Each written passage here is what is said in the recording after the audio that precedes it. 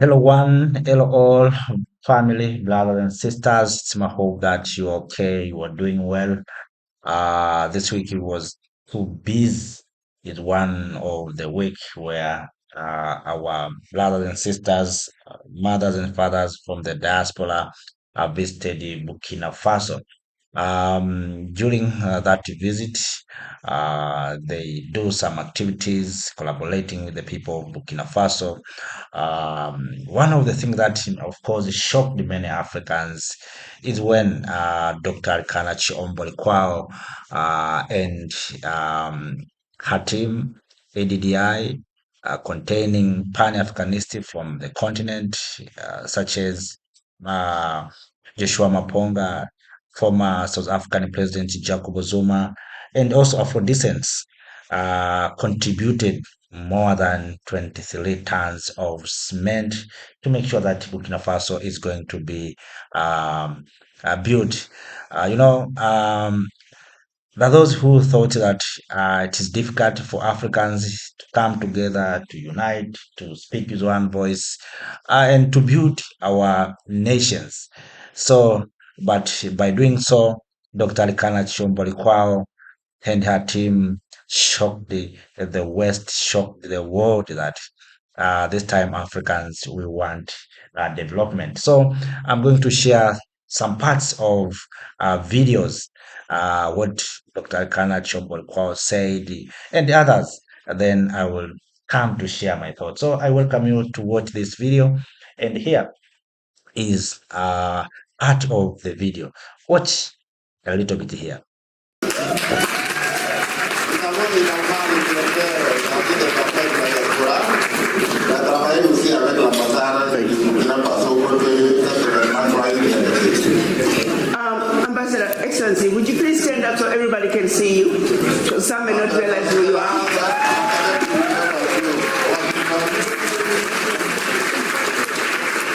And also, Director, if you could stand up so they all can see you.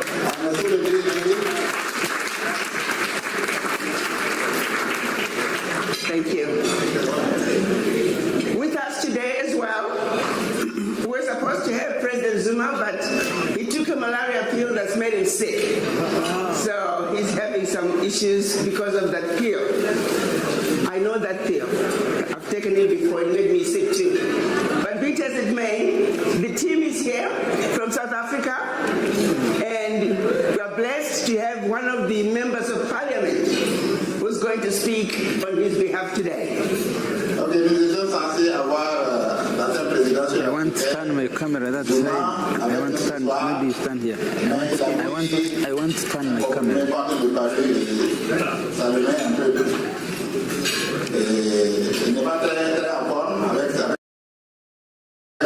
Avec ce comprimé, mais il a son équipe qui est là, et un membre de l'équipe va prendre la parole tout de suite.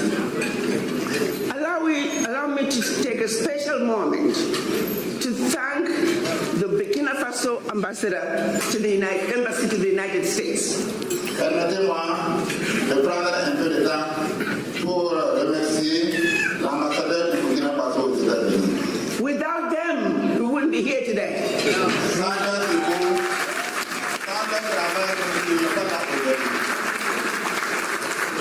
It's not easy trying to introduce the African diaspora to any country. Yes, brothers and sisters, Dr. Kana Chombolko is introducing our delegates. So that's why you see there's some translation. Burkina Faso are speaking French, but African descents, many of them, especially those who are living in the United States of America, are speaking English. That's why you see there's some delays of conversation. But all in all, let us be patient. We are going to hear a lot from Mama Africa, Dr. Arikana Chihombori-Quao, and what happened there. So let us move on.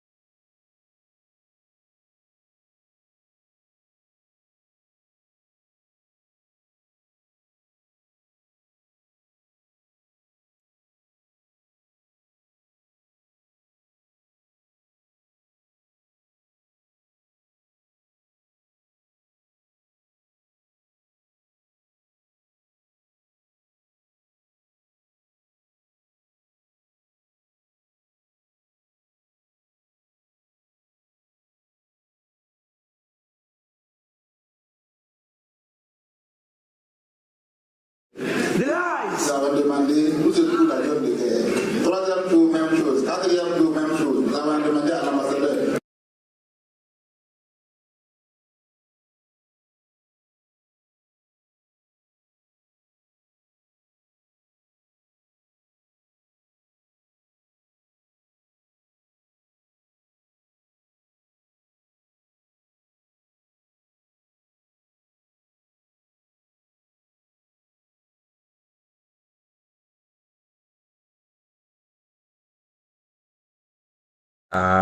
So, brothers and sisters, I'm very, very, very sorry for the issue of the sound. So, I'm working closely to make sure that you hear the sound. So, let me share. I'll play it again so that you can understand what is going on here. The issue here is to share what happened in Burkina Faso when our brothers and sisters, mothers and fathers, grands, African descents visited Burkina Faso this week. So we are doing some recaps, but the aim was to energizing we ourselves Africans and to make sure that we contribute positively to our mother continent, Africa. So let me replay it again so that to those who didn't hear the voice or the sound, you will hear very clearly. I'm trying to, my technical team is working very, very closely to make sure that the sound is going to be good. So, are you hearing the voice here? With us as well. The sound is okay? The Director for Diaspora Affairs out of the President's I hope office. the sound is okay, brothers and sisters. I'm sorry to those who missed that.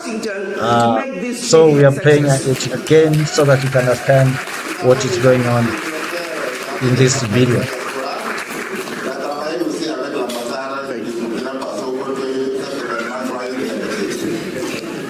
Ambassador, Excellency, would you please stand up so everybody can see you? Because some may not realize who you are.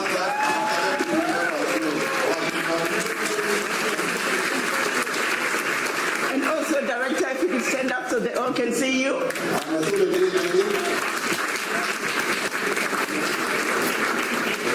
Thank you. With us today as well, we're supposed to have President Zuma, but he took a malaria pill that's made him sick. So he's having some issues because of that pill. I know that pill. I've taken it before, it made me sick too. But be it as it may, the team is here from South Africa, and we are blessed to have one of the members of parliament who's going to speak on his behalf today. I want to stand my camera that side. I want to stand, maybe stand here. I want to stand my camera. Il n'est pas très en forme avec ce comprimé, mais il a son équipe qui est là et un membre de l'équipe va prendre la parole tout de suite. Allow me to take a special moment to thank the Burkina Faso ambassador to the embassy to the United States. Permettez-moi de prendre un peu de temps pour remercier l'ambassadeur du Burkina Faso aux États-Unis. Without them, we wouldn't be here today.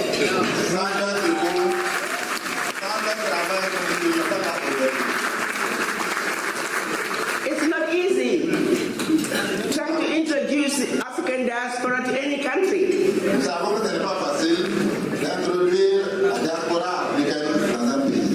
The image of the African diaspora has been painted as useless people.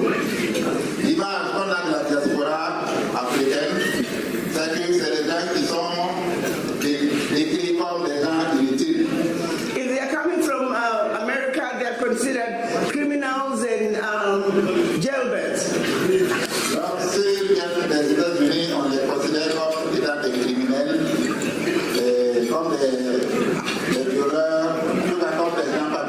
If they are coming from the Caribbean, they are considered ganja smoking people.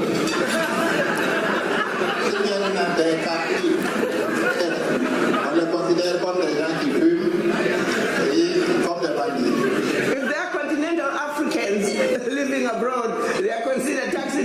mothers and caregivers. Et les autres Africains qui vivent à l'extérieur, on les considère comme étant des taximens et des gens qui sont là pour apporter de l'assistance à ceux qui ont les moyens. I remember when we went to Ghana, there was actually one of the ministers who wrote a letter to the president. Somebody snagged that letter to me to say, can you believe this? He said, you probably don't need to meet with these people. They have nothing to offer Ghana. Je me rappelle quand nous sommes rendus au Ghana, un des ministres qui est venu me dire, vous savez, vous n'avez rien à signer avec ces gens de la diaspora parce qu'ils n'ont rien à offrir au Ghana. In spite of all that negativity about who we are as African diaspora, the embassy of Burkina Faso said, we don't care, we know who they are, and we want them to come home.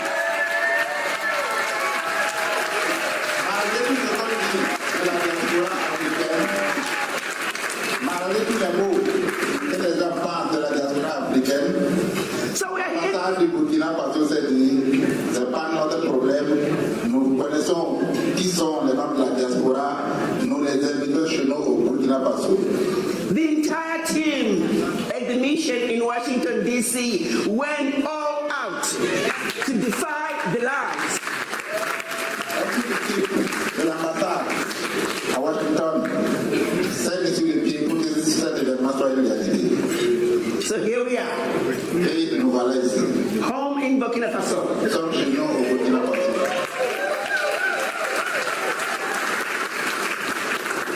How many of you have ever been escorted with a motorcade wherever you go? Est-ce que vous avez quelqu'un d'entre vous a déjà été escorté pendant sa vie par une cellule? Ambassador Kalibuli arranged all that for you. Et l'ambassadeur de l'Italie a fait des travaux réalisés. Nous sommes escortés. He said the children of Africa coming home, they must have a grand entrance, and that we have. Et l'ambassadeur de l'Italie a dit, voilà les fils de l'Afrique qui reviennent à la maison, ils doivent pouvoir revenir chez eux, ils doivent pouvoir rentrer chez eux sans problème. Et les voilà ici. So we want to let our brothers and sisters in Burkina Faso know that we're here to let the naysayers know that we as the African diaspora, we are a formidable force. Nos frères et sœurs burkinabés puissent savoir que nous, gens de la diaspora, nous formons une force formidable. The divisions that they have tried to sow among us, no more among us diaspora. We are united.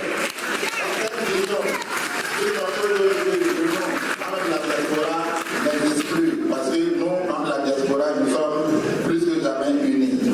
We are going to show them right here in Burkina Faso what the word unity means. Nous allons leur montrer au Burkina Faso ici ce que signifie le mot unité.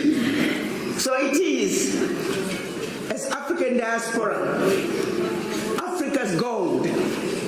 We are home in the country of upright men, to begin our journey.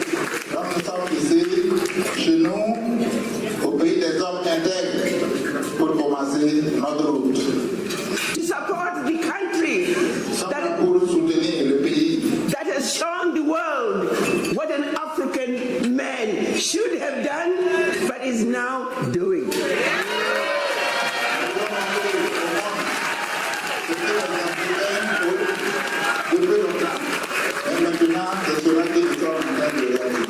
President Traoré is everything we as mothers, we as wives, we as sons and daughters have ever wished for in an African man.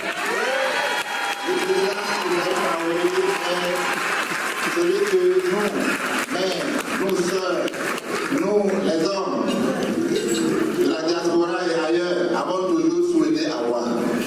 So anyone who wants to say anything they want to say about coming home to Burkina Faso, I'm saying, day one, where is the war zone? Day two, where is the war zone? Day three, somebody please help me find the war zone.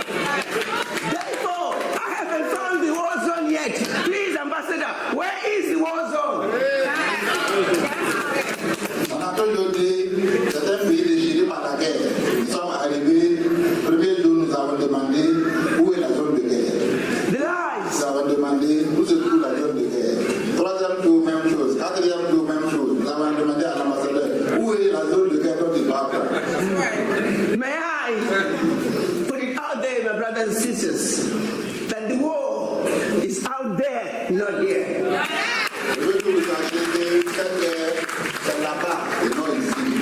And while we're here, we're going to let the world know that we're home in Burkina Faso, and it is nothing like you have been told that it is. Et étant ici, nous voulons que le monde entier sache que nous sommes ici au Burkina Faso, et c'est rien, tout ce que les gens disent concernant le Burkina Faso, tout est faux. C'est pas le cas. So I want all of you to have hashtag where is the war zone.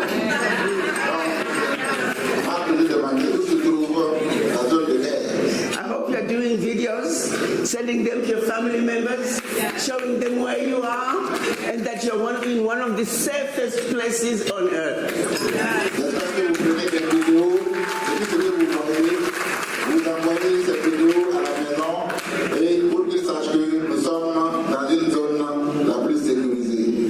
Without any further ado, allow me, ladies and gentlemen, to give the mic to the man who has made it all possible for us to be here today and is working diligently behind the scenes to make sure that our stay here is as beautiful and as comfortable as it can be. Our Burkina Faso ambassador to the United States, Ambassador General Kassim Koulibaly, please come to the show.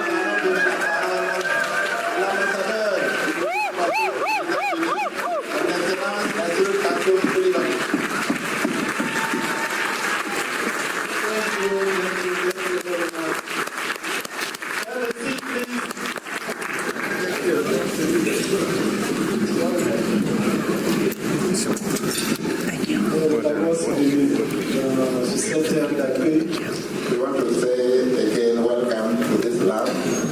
Je voudrais également, au nom de toute l'autorité, leur souhaiter encore la bienvenue après cette étape des affaires étrangères. I would like also to say, on behalf of the highest authorities of Burkina Faso, say welcome to you after that was done by the Minister of Foreign Affairs. Mais je voudrais qu'on se mette tous debout pour qu'on bascule l'ensemble des forces de défense et de sécurité au niveau des douze, parce que c'est demain l'anniversaire des forces armées nationales. I would like everybody to stand up so that we may join hands and clap for the forces of security, and we will do because tomorrow is our anniversary.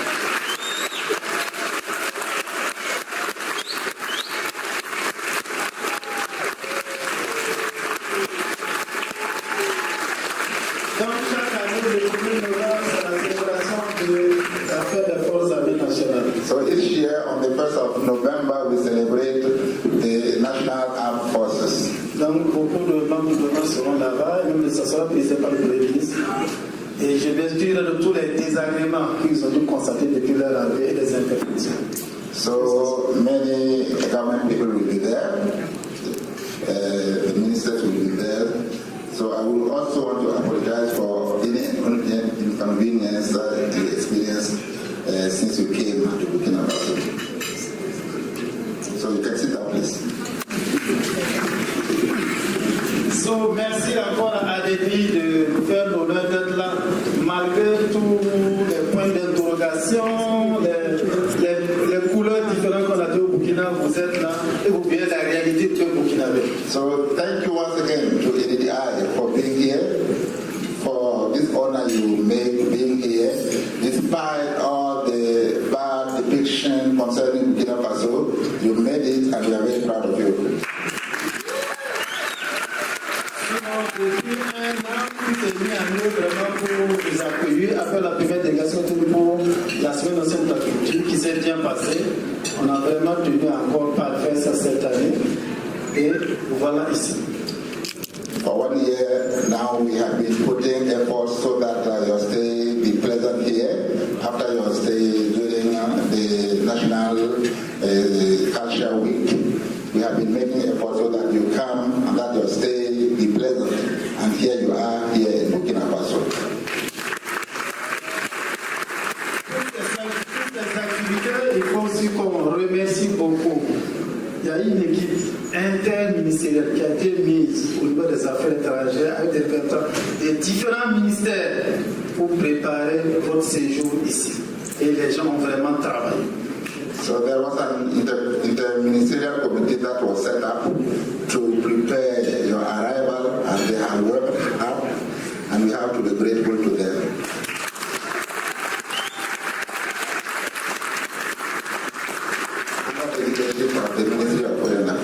Sinon, hier, j'ai été voir le ministre de la Sécurité pour encore remercier l'ensemble de ces personnels. Tellement ils ont travaillé pour les histoires de visa. Il y en a qui ont passé 3-4 nuits sans dormir. Tout ça pour suivre les demandes de visa et de traité.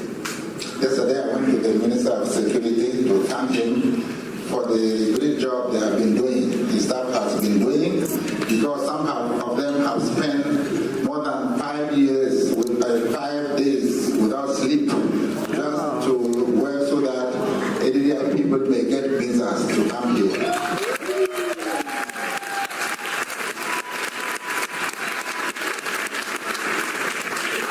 Donc tout est mis en œuvre. On aura la semaine qui vient les différentes audiences et puis ça va commencer par l'enrôlement pour la carte de résident permanente. Et on va souhaiter que tout puisse se passer. Parce qu'on m'a dit que les derniers étaient arrivés, mais on a reçu des demandes de visa encore ce soir. Donc j'espère qu'on en a un effectif final très tôt pour essayer d'introduire les documents nécessaires. Okay, so next week we are going to continue with our activities, starting with the registration for visa. We hope that everything will happen well.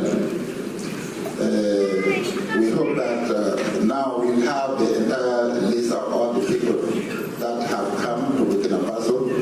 I was just told that there are people who are still asking for visas. I hope that very soon we'll have a complete list, and that we'll be able to provide the permanent residency to everybody. Une fois encore, soyez les bienvenus au Burkina Faso. Once again, welcome to Burkina Faso. Vous êtes chez vous, on est ensemble pour les déclarations. You are at home, we are together, we are brothers and sisters.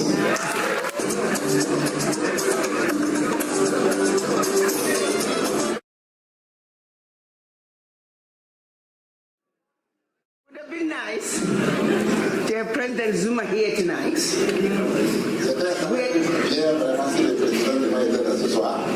We'd already prepared the song Chinois.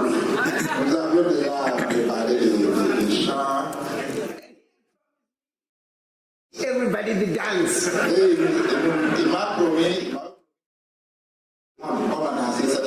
He's still gonna do it before he leaves. And we're gonna dance with him together. So honestly, you have not heard of that song. You can download President Zuma dancing to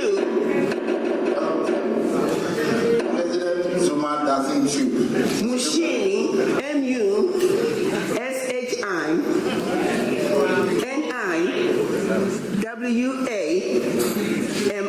Mushini, Mushini Wami. I'm going to let the MP tell us exactly how to spell it. Download it, learn the dance, and the day he addresses us, we will play that song as he walks in. I want everybody to rise up and do the dance. Tout le monde doit se mettre debout pour danser cette danse.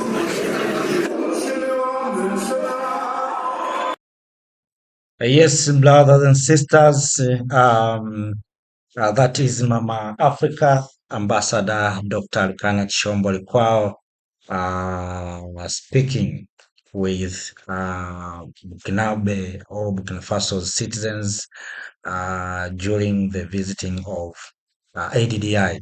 One thing that I'm happy with, and that's why I'm sharing this video. This is a time for Africans to come together.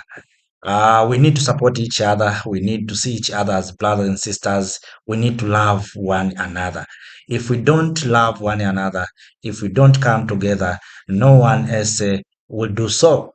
So this is a time to die for Africans to come together. Of course, you may ask why we are insisting coming together. My brothers and sisters, if we don't come together, we'll continue to be weak, we'll be defeated, and even those things that we think is ours will be taken. Because we have seen resources being taken away, we have seen minerals, agricultural products being taken away from this continent. But those things are being taken away because of disunity among Africans.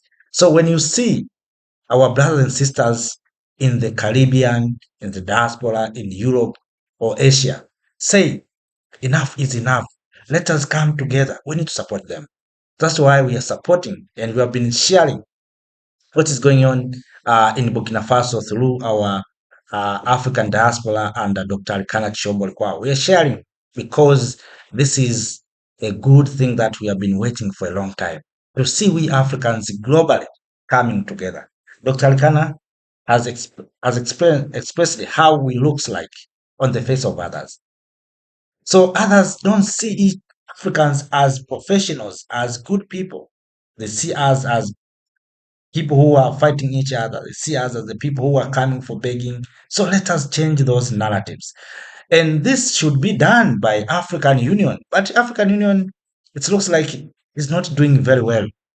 So I'm going to share another video, the role of African Union, what we expect from African Union, and why African Union is not doing what many of us we have been expecting. Because if African Union is purely responsible for the lives of this continent, it is African Union who are supposed to bring back our brothers and sisters in the diaspora and finding a place where we can accommodate them. But right now, you see African Union keeping silent. And of course, I can't blame African Union. I blame myself and others. Why we young people, we are not demanding accountable African Union? Why we are not demanding the African Union that is working for the people of Africa? You see what is happening right now. African Union is being captured by the West, and they captured African Union by sponsoring African Union. Right now, we Africans who are supposed to contribute to the African Union, we are not contributing. These member states are not contributing. So what African Union can do is to go and asking and begging to America, to some NGOs, to China, to France. So automatically, those who feed you always controls you. So if it's America or France or China feeding African Union, automatically African Union will be controlled by those countries. And that's why sometimes you see we Africans will lament. You know, African Union is serving the interests of the West. African Union keeping silent on Burkina Faso. African Union is what is doing only to suspend member states due to unconstitutional government. But when it comes to the interest of the people, constitutional coup, African Union is keeping silent. Why? Because African Union is being sponsored by others. African Union is not sponsoring by us. So what we need to do is contribute. We young people, let us demand like African Union. I saw young people, we call them Gen Z, demonstrating. They are demonstrating for their own country, but they are not demonstrating for African Union. What if we Africans we can come together? Gen Z demonstrates that we want African Union, we want free movement of people and goods. Can we demonstrate maybe in Kenya, in Uganda, in Tanzania, wherever in Burkina Faso, that we want African Union? It is accountable. And we demonstrate, but we demonstrate for soccer, for musicians, and something like that. So we need to change. So let us move on and listen a little bit from this another video clip. Then I come back to you.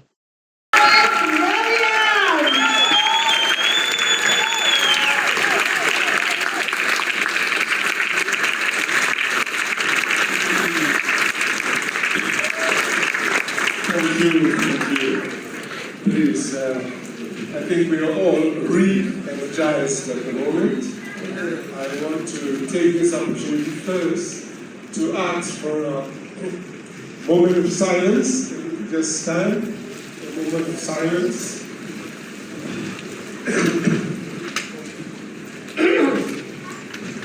We lost one of our members who was coming to be here.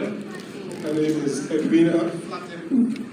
She is the founding chairman and founder of Seeding Africa.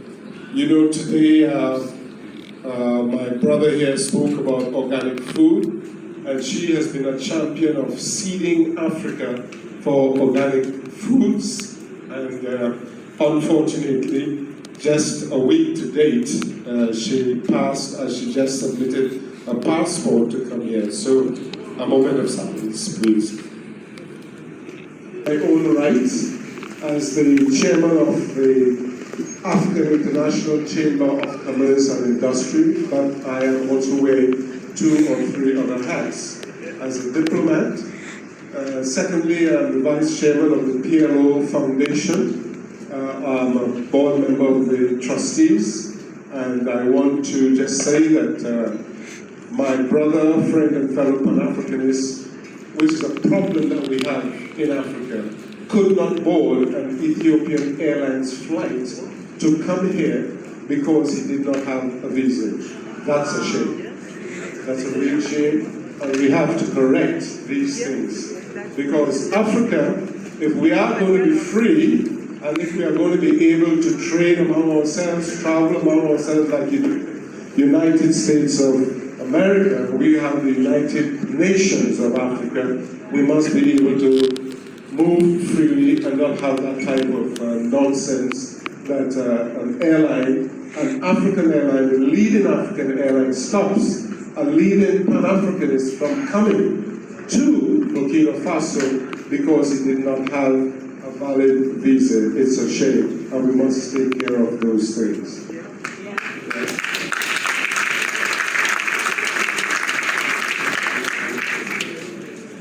I am Ambassador Brigadier General in Chief, Dr. Wallace W. Williams. I am a chief 3 times in the great state of Nigeria. I have been on the continent for the past 45 years, since 1977. I returned home during that period when we had Festa, which was the largest festival of African arts and culture. And I have immersed myself since then on the continent, being one of our country's Pan-Africanists. As you know, most of Pan-Africanism started in the country of Trinidad and Tobago. Those who know their history will follow that up. Today, I am going to speak on forging Africa's global future. And it's very important that we take note of where we are going, how we're going to get there. I love the fact, and please give them another round of applause, that we have 7 pillars established yesterday. 7 pillars becomes 7 resolutions for the great ADDI. And this is where I want to give my personal thanks and for the vision of our great leader, Mama Africa, Her Excellency Ambassador Dr. Arikana. Yes.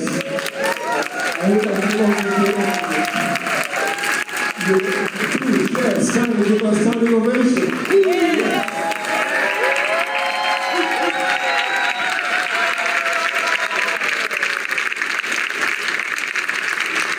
We must recognize greatness, and we must recognize vision. We are here to support, before I go into my topic and my theme, we are here to support a young military captain, and that is Captain Ibrahim Traoré. He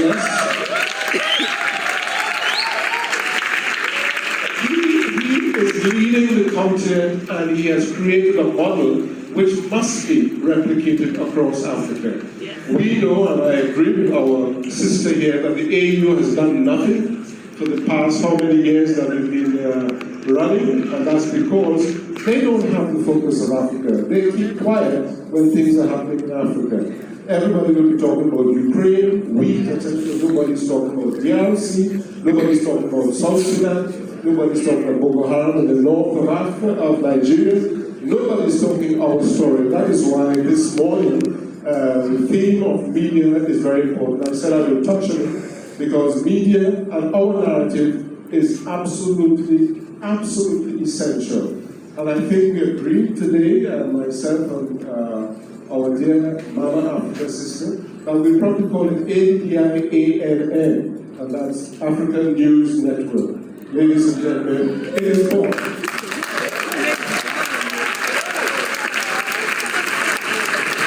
So African News Network must become, the streaming platform, the news platform, to take care of our news and our narrative. Also, these pillars, I think when we leave here, those who leave, those who might end up staying, we must form ourselves into committees and take those committees back and spread it organically wherever you are, whether it's in the 6th region of the Caribbean or whether it's in the United States, North America, Canada, etc. It's very important that we take our story back and start spreading our story to the rest of the world wherever we place ourselves. ADDI is a movement now. I've seen it. Sorry, I'm not wearing my red cap, but I have several red other caps that I have been wearing, as you have seen probably yesterday. I'm sure that I will be wearing mine very soon. Maybe when I come off this speech, I will need to be crowned by the maybe So, without much further ado, let me just enter into what I have to say on Forging Africa's global future, which is culture, commerce, digital innovation as catalysts for Pan-African partnerships. Distinguished leaders, honored guests, colleagues, brothers and sisters of Africa. It is with great pride and humility that I stand before you at this landmark gathering under the powerful partnership of ADI and the Burkina Faso government on this very auspicious week. Today I speak to you not simply as chairman of the African International Chamber of Commerce and Industry, but as an African son, a servant of our shared destiny, and a believer in the next possibilities of our people. Africa's moment of global repositioning. We live in a world undergoing tectonic shifts at the moment, geopolitical and others. The balance of power in trade, finance, and innovation is being rewritten right before our eyes. Nations that once dictated the terms of commerce are now recognizing that Africa is not a passive participant, but is a very decisive actor in shaping the global economy. With the African Continental Free Trade Area, we are building the largest trading bloc in the world. And I want you to take note of that. We are building the largest trading bloc in the world. 1.5 billion people. 1.5 billion people. Did I hear an amen for that? 1.5 billion people. Take note of that. With a continental GDP of over 3.4 trillion. Please take note of these numbers.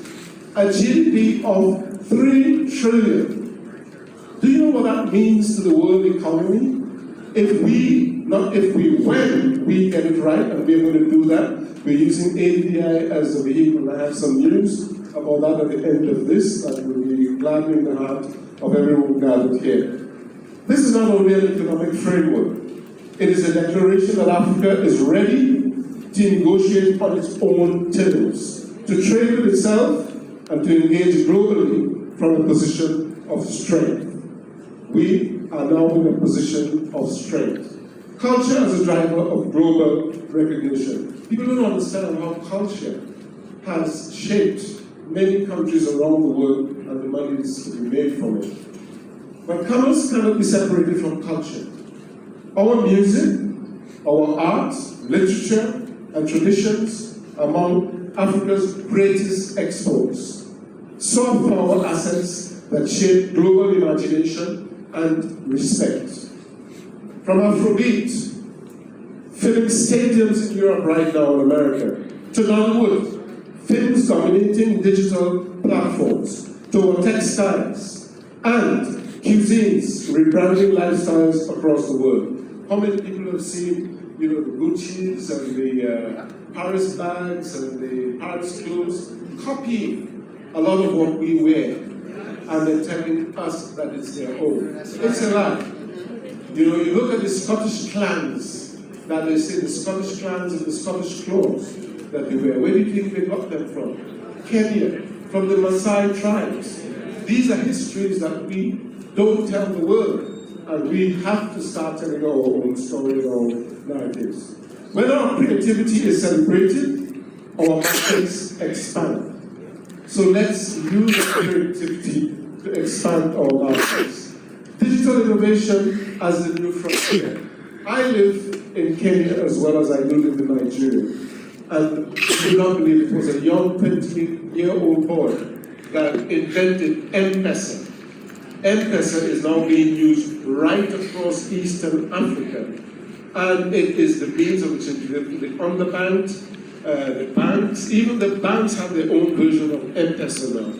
And he sold that to Safaricom, telephone provider, and even the beggars on the street, when I get to the traffic lights, if I don't have cash, which I don't carry, they say, here's my number, send me, through M-Pesa. Even the beggars, the corn sellers, everyone, M-Pesa. This is our youth innovating. Where some serious, so equally, digital innovation is not just the future of Africa, it is the present. Across Nairobi, Lagos, Accra, Kigali, and beyond, young Africans are rewriting the rules of fintech, e-commerce, blockchain, and artificial intelligence.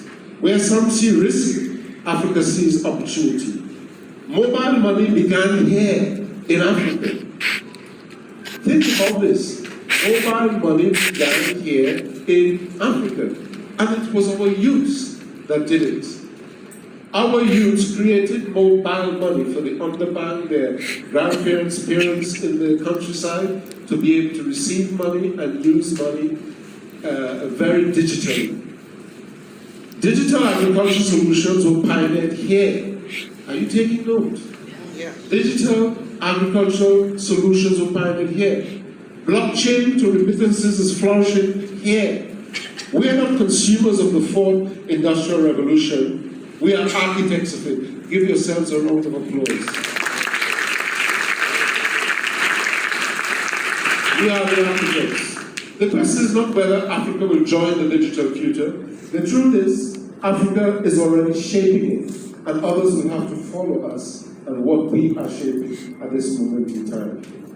So I will talk a little bit now about the role of AICCI, which is our African International Chamber of Commerce and Industry, and the role that it will play in shaping the future global outlook of Africa, together, I must say, with ADDI. This is where the African International Chamber of Commerce and Industry plays its historic role.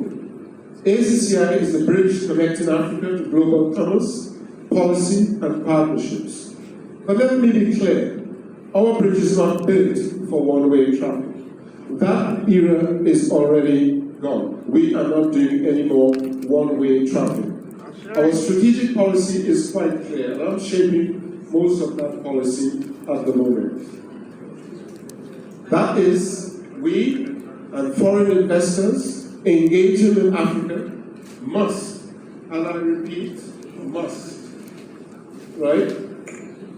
Must engage with us on our terms. It is quite clear.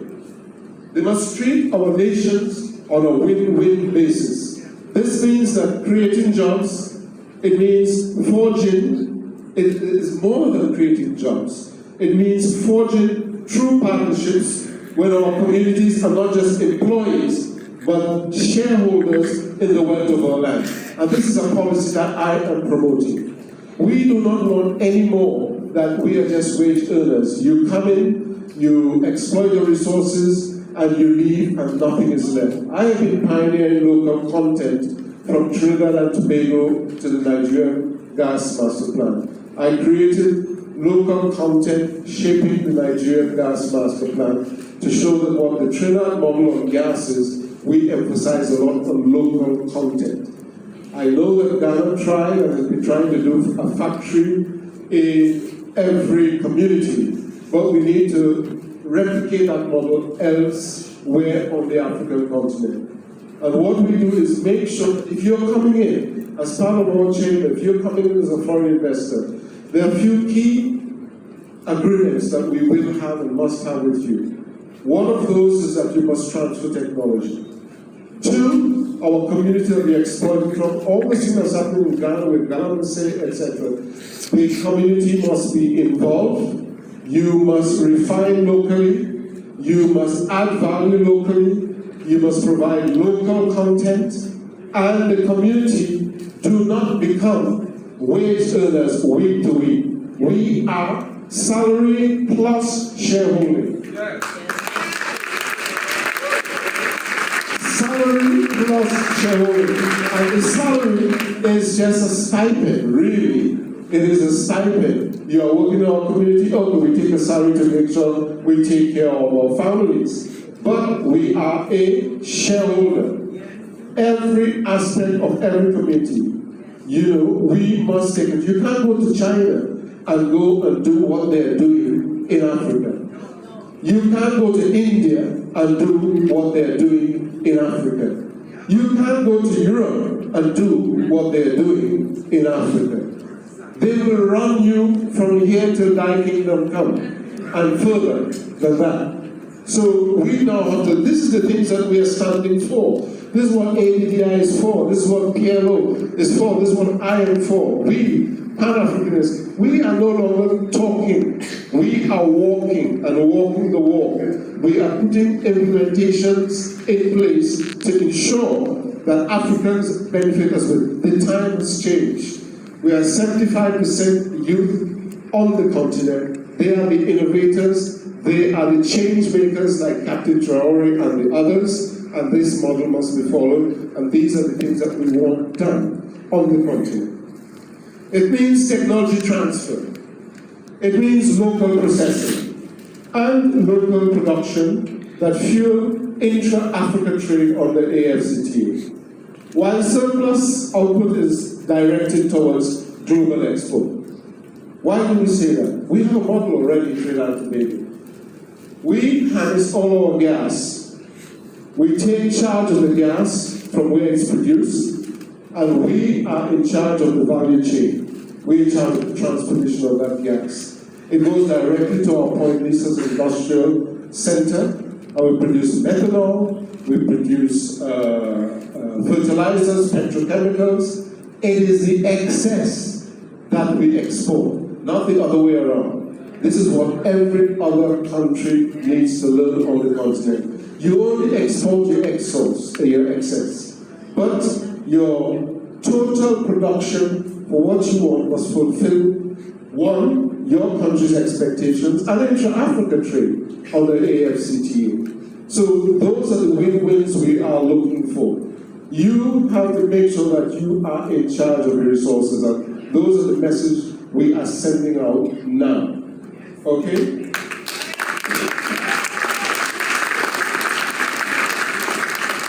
Above all, right, it means embedding local content participation. And anybody that is interested in local content, I'm available to go and deliver keynote speeches on local content. I've done it in Tanzania, Uganda, South Africa, Nigeria, and even Ghana.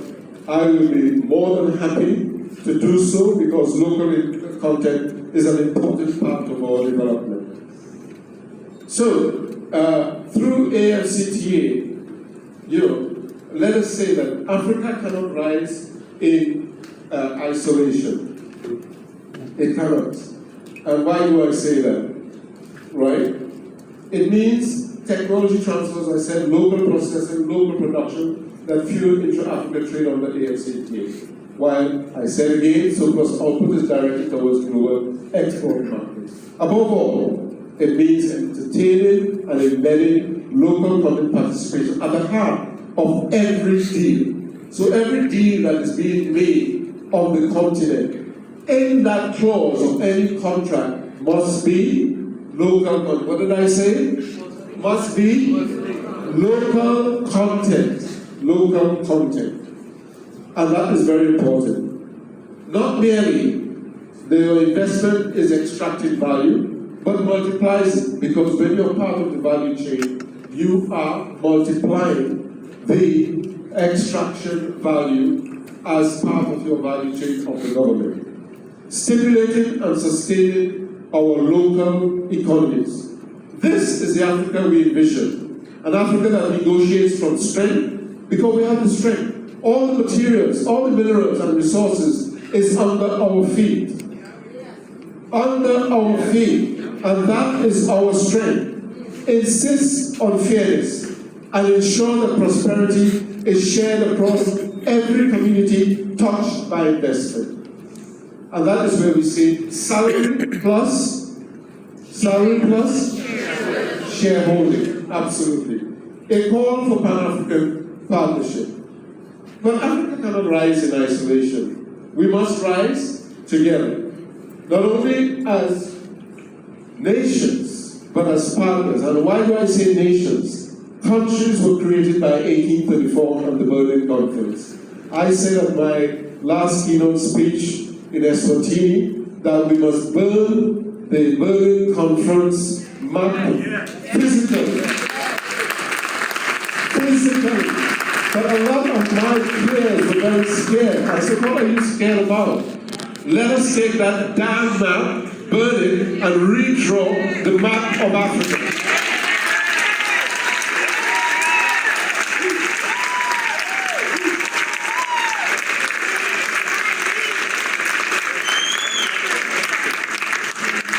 So, Pan-African partnership means that Ghana must trade with Kenya, Nigeria must invest in Ethiopia, and South Africa must innovate in Rwanda. And when we start to see that, we are now starting to build an Africa that we want, not an Africa that is dictated to us. Through AFCTA, Africa is creating supply chains that do not depend solely on imports from abroad. By strengthening intra-African trade, we reduce vulnerability, create resilience, and expand prosperity. Global collaboration on African terms. What do I mean by that? To our partners beyond Africa, we welcome you. But know this, and listen to this very clearly. The age of raw extraction is over. Yes.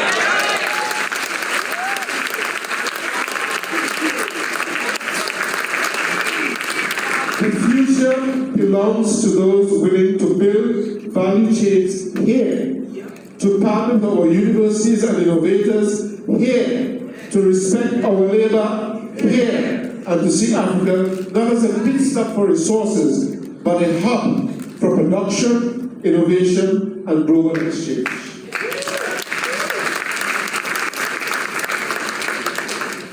Africa offers not charity, but opportunity. We are no longer going to be beggars to IMF, World Bank, etc. We are going to set up our own Central Bank of Africa.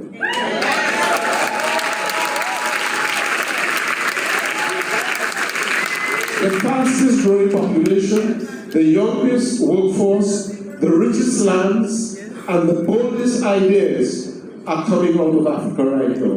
Why do you think Google is coming here? What are they coming here to do? To mine our data, our young, bright minds. What is Apple coming here for? What are they all coming here for? They are coming here to tap our minds, our brains, and to mine our mental data. That is why they are coming, because if we are not going and realize that 75% of the continent is innovative, they want to be here. They want to be part of what is going on. But we have to be smart. We have to work smart. Yes, we can partner with them, but we will make sure that we do things that we can protect our data, our young innovation, etc. This is the role where people like ADI can play a significant role. Go out and champion what we want as Africans. That is very, very important. Conclusion. Africa is rising. Yes. I think we all know that. But how are we rising? Distinguished ladies and gentlemen, friends, brothers, Africa is rising is not a slogan. It is a declaration of intent. It is a call to build bridges, not walls, to foster innovation, not exploitation, to ensure that the riches of Africa fuel not only boardrooms abroad, but households across our continent. And this is where I say we become board members, shareholders of every enterprise that enters the continent. And that's the role that AICCI is going to play, and we are going to work in partnership with ADDI to do this.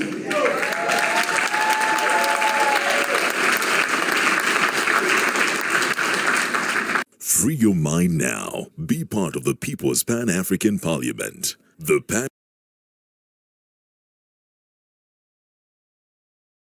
Yes, brother and sister. That's the short video concerning about what happened in Burkina Faso when our brothers and sisters in the diaspora came together and visited Burkina Faso. We are moving forward. We are going to hear again another short video. To promote global stability. Now remember, that did not include us. We will not. Okay. We are moving forward, brothers and sisters. Don't be tired. Don't be tired. We are trying our best to share what is good and right to our people. Africa must be liberated. Africa must move forward. So we are going to hear again from our father, our whatever you can call him, our teacher. In Europe, we were not part of any of that, but they had a Marshall Plan and they wanted economic stability. But over time, their focus shifted. And where did it shift to? Now, the reconstruction to regulation, that is what it shifted to. Regulation, to regulate finances. From partners in development to architects of conditional dependency. And for Africa, this shift has been extremely costly. Not only in dollars and cents, but in lost opportunity, in diminished sovereignty, and in generations of deferred dreams. The numbers tell the story. Over the past 15 years, and that is just recent, Africa's external public debt has risen from about 200 billion to over 700 billion. That is in 15 years. Africa's debt, think about it, in the past 15 years has risen from 200 billion to 700 billion. We are approaching, in the next 2 to 3 years, $1 trillion in debt. Are you all hearing this? Are you all focusing on what that actually really means for the continent? That dependency. Right? Now, when you think about it, more than half of our low-income nations are either in or dangerously close to debt distress. I want you to think about this very closely. Half of our countries nations, I don't call them countries, half of our nations on the continent are now in financial distress. Let that sink in for a second. Financial distress. Repeat. Repeat after me. Financial distress. Good. And that is extremely costly. This means that for every dollar we earn, a growing share is diverted, not to public schools, not to expand healthcare, not to empower farmers, but to service debt. To service debt. Think about it, what I've just said. The monies that we are earning are not being put to use for our development. Not at all. It is for servicing debt. Now, what do we say to that? Much of it is contracted under conditions we did not fully design. Do you know that sometimes some contracts in Chinese are signed in Chinese? You have no idea what that contract means. Nobody has been able to tell you what that contract means, but they just come to you and say, oh, you owe us, we are taking over your port. Oh, you owe us, we are taking over your airport. Oh, you owe us, we are taking over your oil refinery. That means we are shackled totally. We cannot grow. We cannot determine our future by ourselves because we are in financial distress. Can you repeat after me? We are in financial distress. And that is what we've got to stop. Right. No. We can't build schools. We can't build and expand our health care, not to empower the powers, but to service these debt. And they are not our design. The cycle, and this is very important, how they do this. The cycle is familiar. We borrow to grow, we grow to service, and then tomorrow again, we borrow to survive. Think of the cycle. What did I just say? The cycle is familiar. We borrow to grow. That's what we say. We grow to service, and then we borrow again to survive. How, my friends, how, my brothers and sisters, can Africa survive if all we do is we borrow to service, and that is to service the debts, and then we borrow again, and we borrow again, and then we borrow again. This does not make sense. This cannot be. It cannot continue. And so, this, my friends, as I've just said there, is a survival that leads to nowhere. Is the anatomy of foolishness, and it's the anatomy of the debt trap. The course of conditionality. Let us, for a minute, speak plainly. Loans from the IMF and the World Bank rarely come without conditions.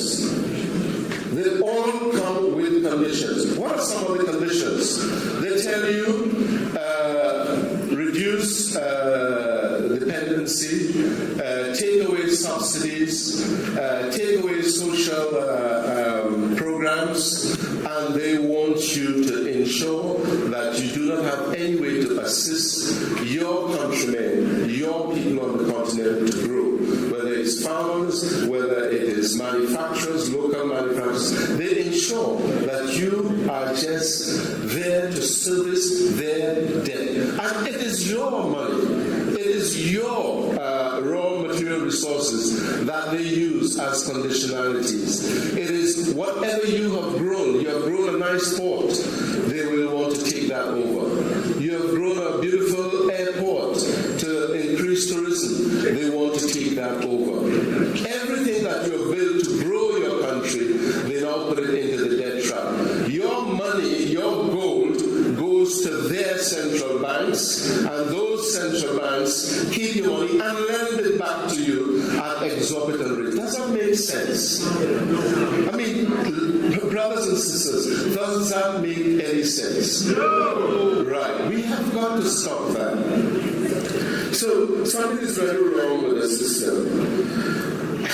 Fiscal austerity is one of the things they do. Currency liberalization, because they want your currency currency to devalue. And that is what Gaddafi was doing. He was making sure we had a standard currency that was backed by all resources. The resources under our feet runs into not just trillions, but zillions, because these are immovable resources that they continue to explore and explore. But if we use them for a standard currency, not even the dollar, not even the yuan, none of them can compete with us.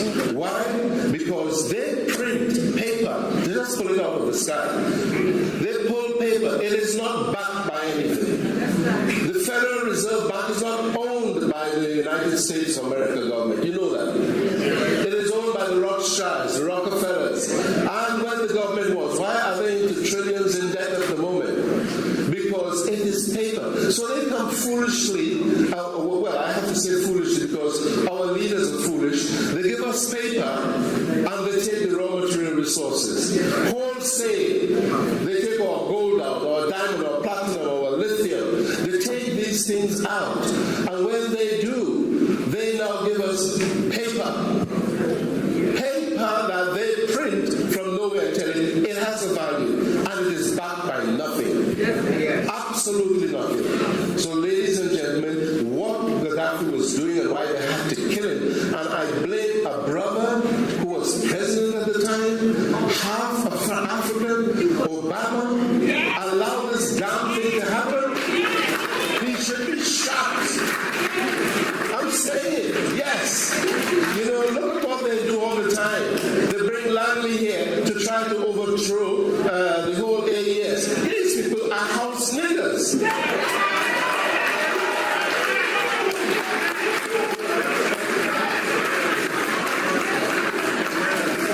So, all imposed in the name of returns.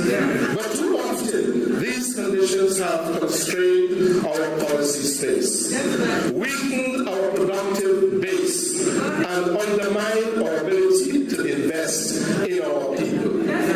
It has undermined the ability for us to invest in our people, our African people.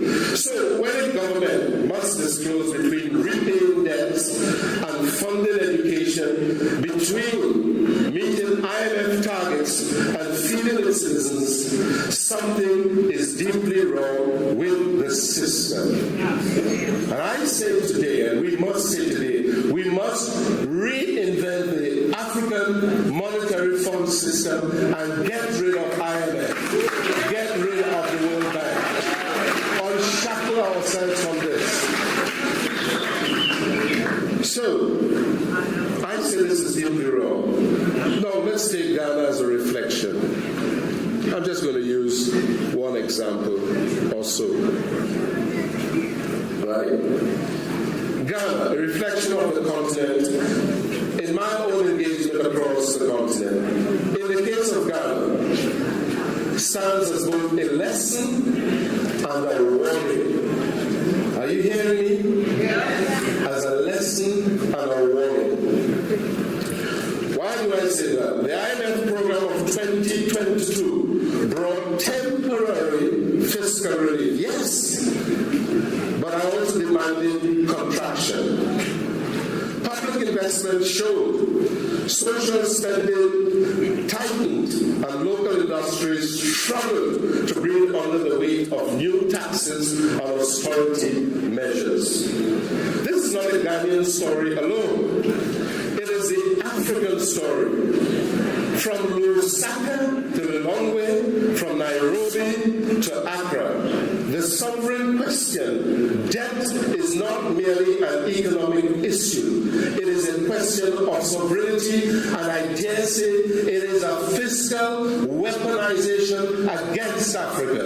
It is a fiscal weaponization against Africa. They see it as a way to bring the whole African issue of growth down to zero. Think about it. We are in the cycle always of a debt trap. Borrow to grow, but grow to service their debt. And after you service their debt, you borrow again. a cycle. And we've got to cut that cycle at the moment.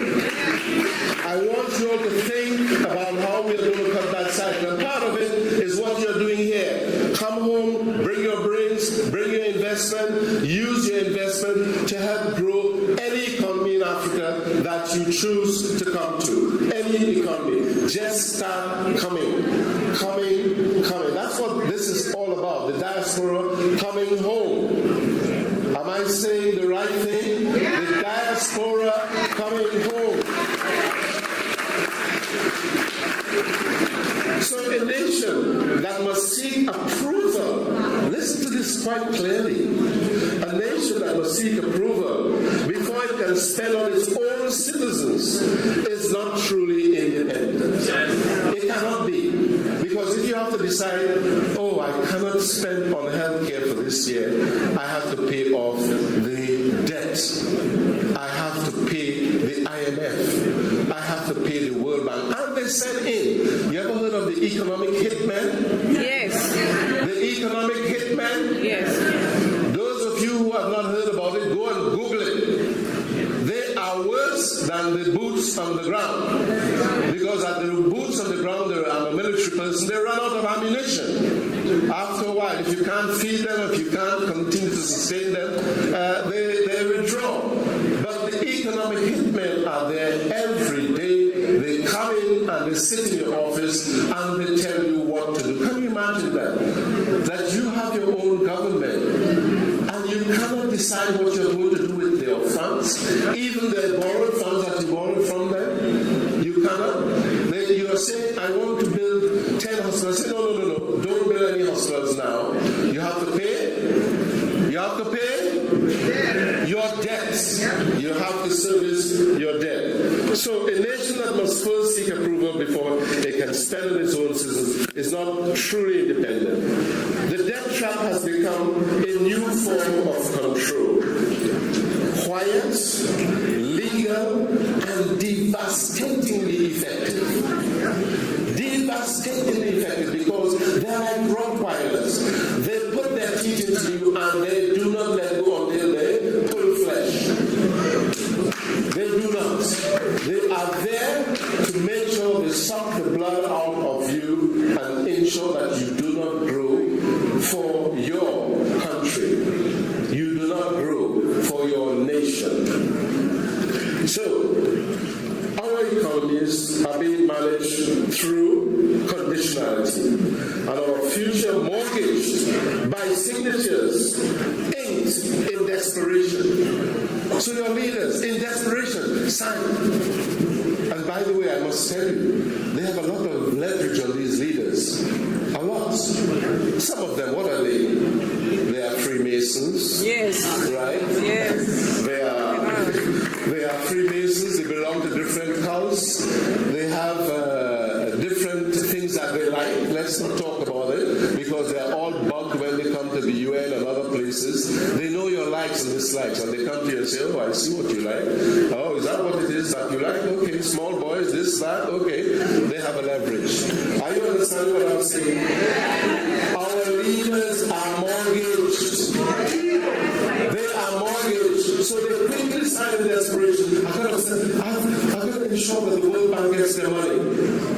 And all the dreams that you have for the country. Meaningfully, some leaders do want to do things, but then they are stuck.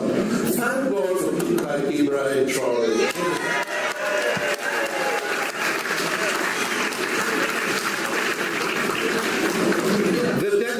Has become a new term for control. It's a new form of control. Quiet, legal, and devastatingly effective. I repeat that. Our economies are being managed through conditionality. And our future is mortgaged by signatures, inked, I said, in desperation. And, when you look at these things, you wonder how our African continent is going to get out of these debt traps. So there's a maze, right? There is a maze. And the maze is a complex and opaque system. Our debt landscape is now a big maze. And here the maze is Paris Club, China, private bondholders, multilaterals, commercial banks, each pulling in different directions. And because of these agreements, which are made and cloaked in confidentiality, always cloaked in confidentiality. Have you ever been able to read a Chinese contract for development in infrastructure? Has that ever been in the newspapers, transparent for everyone in the nation that you are in to see? No. Where is the transparency? There is no transparency, and they always make sure that it's cloaked in secrecy. It's cloaked in confidentiality. That's the words that they use. It's a very clever trap. Don't tell your nation what you're signing. This is confidential between the World Bank or the China Exim Bank and or the Paris Club and you. And when I say you, I mean you. Because they pay on, and we will publish it. It's important because when you publish it, you are exposing them. Yes. Not only are you exposing them, you are exposing the leaders. Accountability. Yes. Accountability. There's accountability. So you make them up, because you put them there to lead. And if they cannot lead, you get rid of them. By any means necessary. Our American brothers said the revolution, by any means necessary. We say it again, by any means necessary. Yeah. It's an unacceptable stand. Number two, we're going to advocate for growth-friendly debt restructuring. And what do we mean by that? Okay, so you already have the debts, right?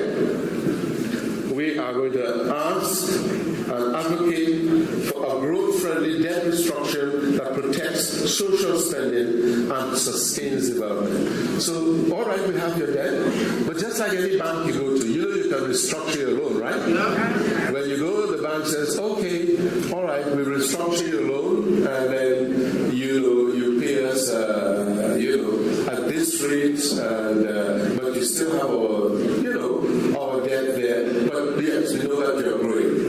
We want to be able to do that. And we are going to do it. We are going to advocate for,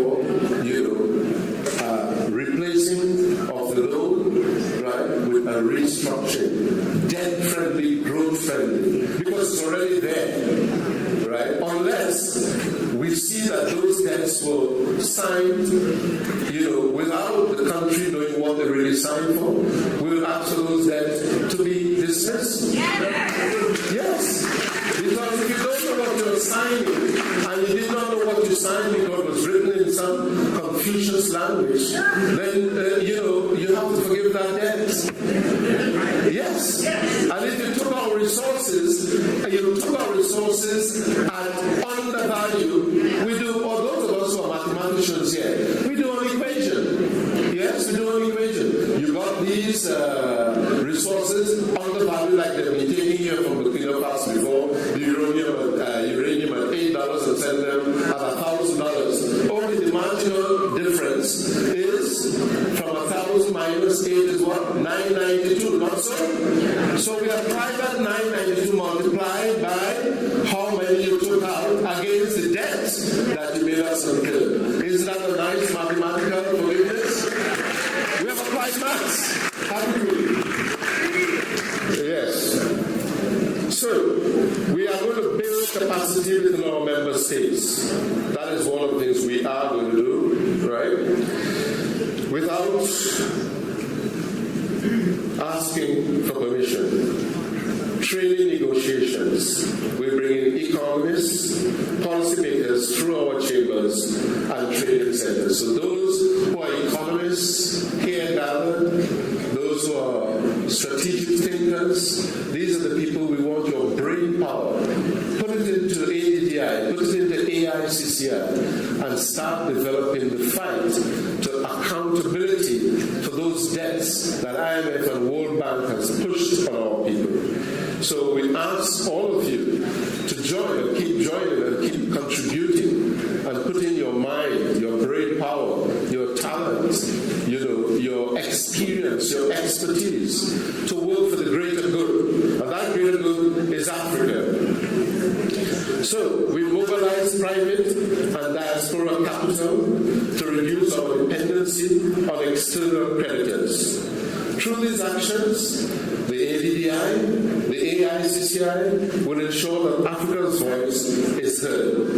Very important, because if we don't let them know that we are thinking, if we don't let them know that we are exposing, if we don't let them know that we are aware, if we don't let them know that they were unfair, right, they will continue to do what they're doing, and they will do it with the leaders that they have bought out. Not so?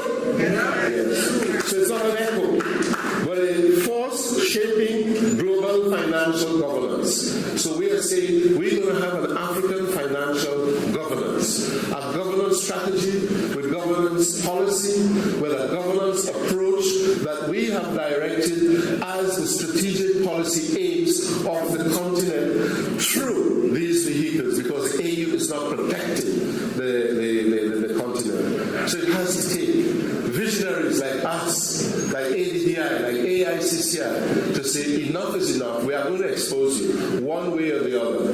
And we'll shame the AU. We'll shame the leaders, those who have been bought out. We have to.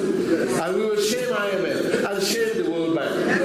Yes. It has to be a win-win. If you are bringing loans, you are going to take those loans at a rate that every other bank does, all own institutions.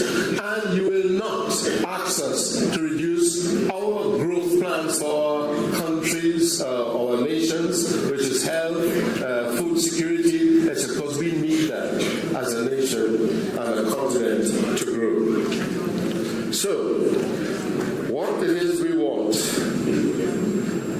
the call for economic liberation, my brothers and sisters. We're living through a second liberation struggle. Do you realize what is happening here? We had the first freedom liberation struggle through our brothers Mandela, Zuma, Zimbabwe, Mugabe, etc. That was a liberation to free our people and think we were getting back our land and our liberty and our resources to make use of it. Unfortunately, they were distracted, they were bought out, they went the other way. But we are now going through a second liberation.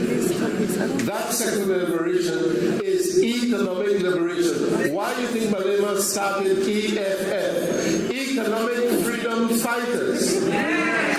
We all must become economic freedom fighters today. We must all become economic freedom fighters, because we are now going through the economic liberation struggle. So this is not fought with guns and bayonets, but with ideas, policies, and persistence. I ask you, I dare you to be consistent and to be persevering. Don't stop what we have started here today. When you remember back, those of us who knew what the Black Panthers did, what the struggle of Marcus Garvey was, it was consistent. They persevered. So this now is a new movement, and we have the ground for it. Burkina Faso is the ground. All roads, that's what it says, all roads lead to Ouagadougou. All roads lead to Ouagadougou. Why? Because we have a platform, we have a visionary leader, and we have the ground where we can come and disseminate our ideas, where we can start to build. And this AES will be a model for Africa. It's starting already. The Gen Z, the youth of this continent, are starting to say enough is enough. And they are revolting, and we must support them. Revolt and get rid of these 92-year-old leaders, etc. Get rid of them. Empower them. So, as we said, the second must free our economies. Africa does not seek sympathy. We seek fairness. It must be a win-win. What is a marriage? A marriage is a win-win, not so. You are helping each other to grow as one. Not so? You're married, you're helping each other to grow as one. And you build, and you build, and you build. And that's what we have to do as a race of people. Right? We seek fairness. We do not demand handouts. We demand equity. And we do not aspire to remain borrowers. Yes. Right? We do not aspire to remain borrowers. We mend our own fences within our member states. We ensure that we, as a people, grow together. Very important. So, we are not borrowers, and we intend to be builders of industries, of wealth, and of a future owned by Africans themselves. I turned something we call Africacy. You heard it yesterday, I'm repeating it again today. Not democracy, none of these systems that are put on our heads. We were running our governments long before, thousands of years before they came.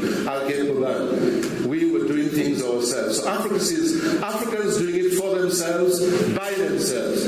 African solutions to African problems. We can do it. We have the most enlightened people in the world. They go any part of the world, they excel. We excel. We go through all the hardships, and yet we still shine. Let's do that here.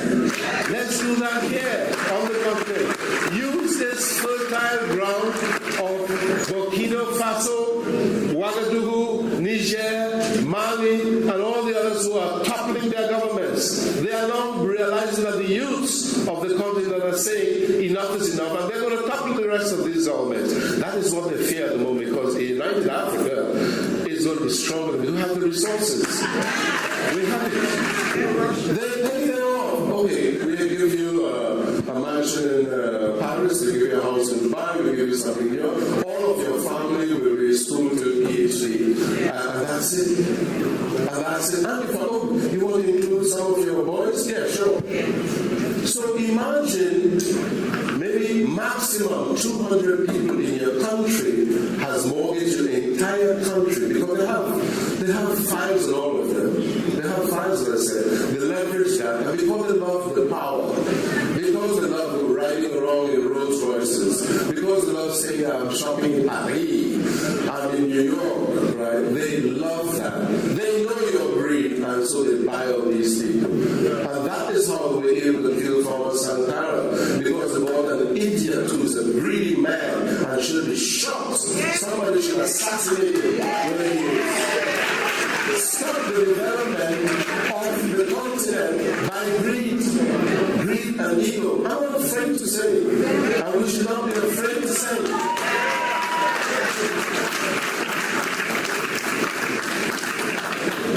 So, how can the people govern themselves when the debts are secret?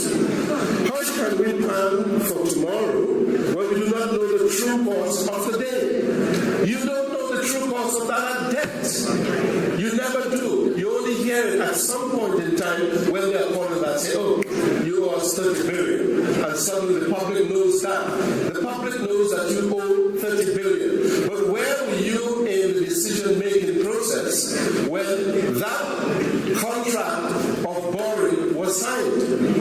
You knew nothing about it, so that you and your MPs could say, no, Mr. Government, no, we do not want to borrow at this interest rate for this, and that's it. No. So we have to start demanding transparency in any borrowing that the continent is doing.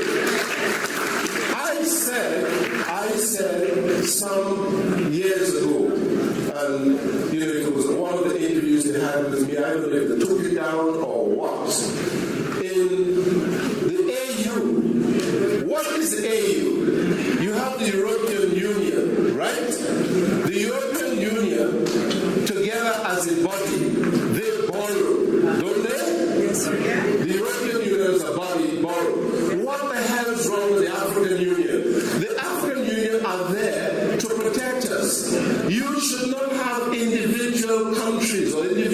nations signing any contracts with regards to debt. The African Union should have a team of Chinese, a team of, when I say Chinese translators, etc., examine those contracts and say whether it is good. That is our first port of call. In the military, that's your first defense. Your first line of defense is the goddamn AU. What is the AU doing? They are not protecting the rest of the continent. You should sign on behalf of the nations of the AU, not the individuals. So what do? They handpick every Gambia, Nigeria, this one, that one, and they do individual deals. Because when they do individual deals, they're individualizing the debt contract. The AU should stand in the middle and say, we have a team, and our team will examine what is the priority for this nation that you want to come and do business in. What is their priority? And we will examine those contracts. I don't know if it's been pulled down, but I said it. I said it 3, 4, 5 years ago, that the AU should be the signatory to any debt that is, or loans that is being offered on the continent. There's absolutely no way that individual nations like little Botswana, like Eswatini, can go and borrow, and you don't even know what is the terms. You as a people don't know what the terms are putting you into poverty. This must stop. We must demand either the AU is like a umbrella for itself, a powerful organization, or they get out of the doing the job of the continent. Yes. We must stop that.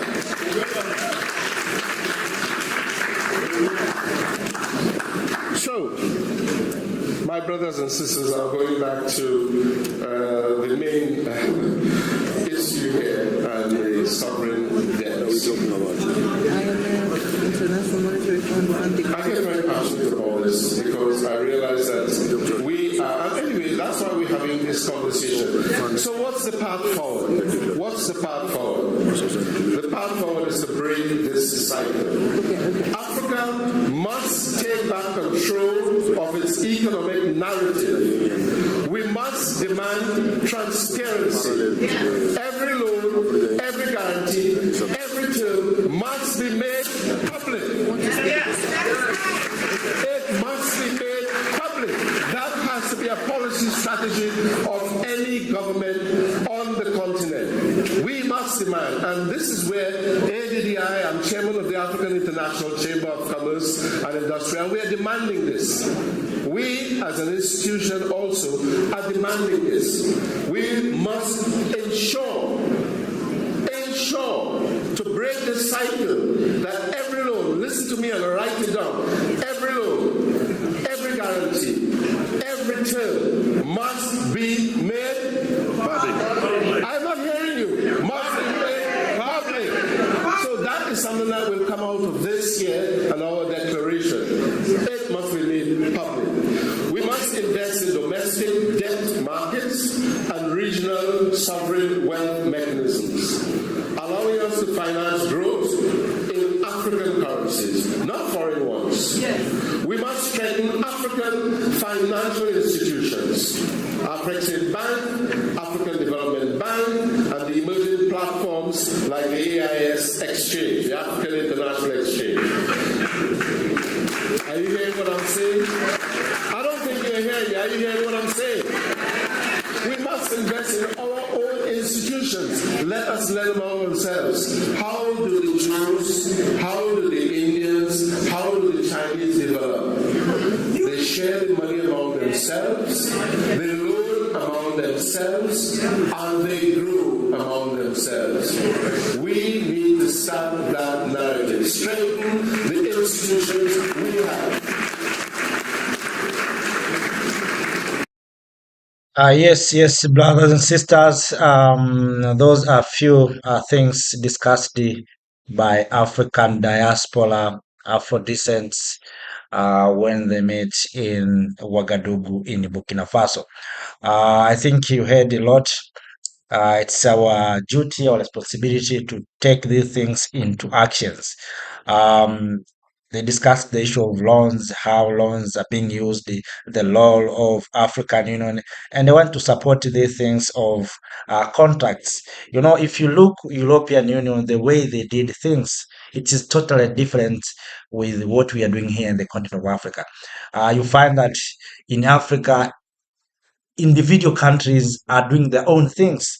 But if you go to Europe, you have to comply with European Union um, treaty or contracts. So you cannot sign any contract that are not benefiting European Union as an individual country of European Union. But here in Africa, you can find a small country signing contract with China without African Union doing anything. You remember what happened to Rwanda and the Congo when signed peace agreement under Donald Trump. No African Union representative was there. So you can see. So we need to change, brothers and sisters. We need to make sure that we Africans we come together, and all these things is happening because of our disunity. So, up that, brothers and sisters, thank you for watching. This is just a recap what happened this week in Burkina Faso. I hope you heard a lot and you have discovered many things. But all in all, we continue to share good things from our motherland here in the continent to from also our diaspora there, what is happening concerning about Africans, how we can energize coming together, do things as Africans, and change our narratives. So let me salute you again. Thank you for watching. Thank you for being with me. Thank you for being part